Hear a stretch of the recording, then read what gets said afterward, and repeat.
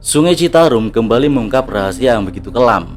Di balik alirannya yang tenang, ada jasad seorang wanita yang ditemukan mengambang dan ternyata merupakan korban di tangan orang yang sangat ia percayai, yaitu atasannya sendiri. Halo semuanya, selamat datang di Cerita Beat. Gimana kabar kalian nih? Semoga sehat selalu dan rezekinya lancar ya. Kali ini kita akan bahas kasus Dina Oktaviani, di mana kasus memilukan yang menimpa sosoknya bikin gempar internet baru-baru ini. Langsung aja kita mulai pembahasannya. Let's go disco. Dina Oktaviani lahir pada 7 Oktober 2004, adalah warga Kecamatan Banyusari, Kabupaten Karawang. Dina merupakan lulusan SMKN 1 Jatisari, Karawang, yang bekerja sebagai karyawan di Alfamart Rest Area Kilometer 72A Tol Cikampek Padalarang, Kabupaten Purwakarta. Dina dikenal sebagai sosok yang ramah, bekerja keras, dan memiliki semangat tinggi dalam menjalani aktivitas sehari-hari. Melalui akun TikToknya dengan nama pengguna Anyun, Dina kerap membagikan aktivitas harian dan kesehariannya sebagai karyawan retail. Nah, berdasarkan akun TikToknya, Dina Oktaviani diduga sedang mengalami masalah percintaan, di mana Dina tampaknya belum bisa move on dari mantannya. Di Alfamart, Dina mempunyai atasan bernama Herianto yang usianya 27 tahun. Herianto ini dikenal sebagai pribadi yang pendiam, jarang kumpul dengan warga, paling seminggu cuma beberapa kali saja. Mungkin karena sibuk bekerja di dunia retail, karena jam kerja di dunia retail itu kan shift-shiftan. Berdasarkan cerita dari ayahnya, sejak kecil Herianto tumbuh tanpa kehadiran ibu karena orang tuanya telah bercerai. Meski begitu, sang anak dikenal rajin dan jarang keluar rumah. Diketahui juga Herianto ini telah menikah dan sekarang memiliki seorang putri. Setelah menikah, Herianto jarang berbagi cerita kepada ayahnya, baik soal rumah tangga maupun pekerjaan.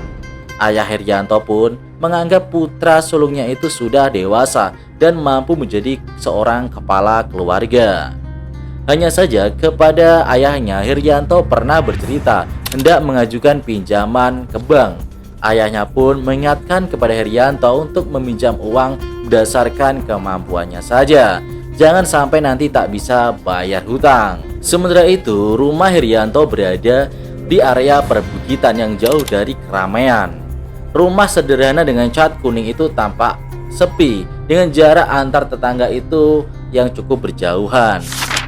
Dina yang memiliki permasalahan percintaan tampak tak begitu bersemangat dalam bekerja. Herianto yang melihat itu menawarkan jasa teman curhat. Dina pun menjadikan Herianto sebagai teman berkeluh kesahnya. Apalagi Herianto adalah kepala toko dan ia merasa sosoknya bisa dipercaya. Herianto kemudian menawarkan solusi kepada Dina supaya bisa melupakan sang kekasih atau mantannya ini dengan cara melalui orang pintar.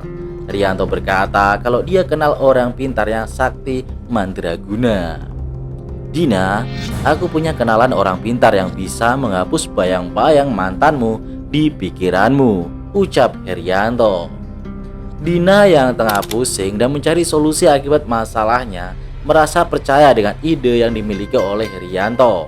Lalu pada tanggal 5 Oktober 2025, Dina Oktaviani menuju rumah Herianto mengendarai sebuah motor. Tetapi ternyata keadaan rumah Herianto tengah sepi. Diketahui saat itu istri dan anak Herianto sedang tak berada di rumah dan sedang menginap di rumah mertuanya. Setibanya di rumah Herianto, suasana berubah mencekam. Herianto yang terdesak masalah ekonomi melihat kesempatan untuk merampas harta benda milik Dina. Ia kemudian dan membekap Dina hingga tak berdaya. Setelah itu Herianto melakukan pemerkosaan terhadap Dina dan kembali Dina hingga korban MD. Tidak puas dengan itu, Herianto mengambil barang-barang berharga milik Dina, termasuk perhiasan, 2 unit ponsel, dan sepeda motor. Untuk menghilangkan jejak, ia membakar barang-barang milik Dina di depan rumahnya. Setelah melakukan kejahatan tersebut, Herianto membungkus mayat Dina dengan kardus dan ia menyewa sebuah mobil untuk membuat jasad korban ini ke Sungai Citarum, berharap jasadnya tidak akan ketahuan. Herianto meminta bantuan 3 temannya yang dimana ketiganya tidak tahu menahu yang mereka buang adalah seorang jasad manusia. 2 hari kemudian, pada tanggal 7 Oktober 2025, jasad Dina ditemukan mengambang oleh warga di Dusun Munjul, Kaler, Desa Curug, Kecamatan Kelari, Karawang. Penemuan ini langsung menggegerkan warga setempat dan pihak kepolisian tentunya.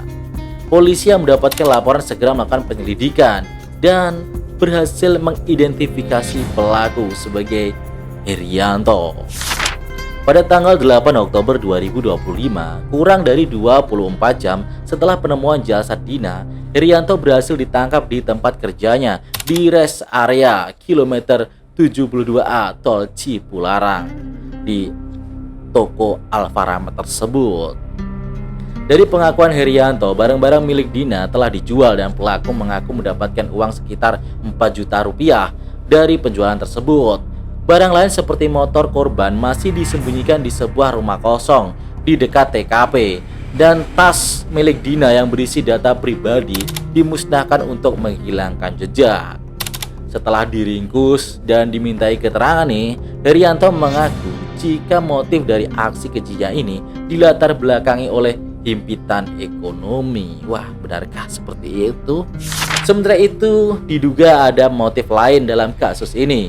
Berdasarkan cerita Ibu Yayah yang merupakan ibu dari Dina Oktaviani, sang pelaku Herianto memang telah merencanakan tindakan keji ini. Yayah menyebut pelaku sengaja mengundang anaknya Dina ke rumah pelaku di Desa Wanasali, Cibatu, Purwakarta dengan modus mengantarkan uang 1,5 juta rupiah yang mau dipinjam oleh pelaku. Padahal uang itu bisa saja ditransfer oleh Dina, namun pelaku yang juga atasan Dina di tempat kerja ini memaksa korban mengantar sendiri uang itu ke rumahnya.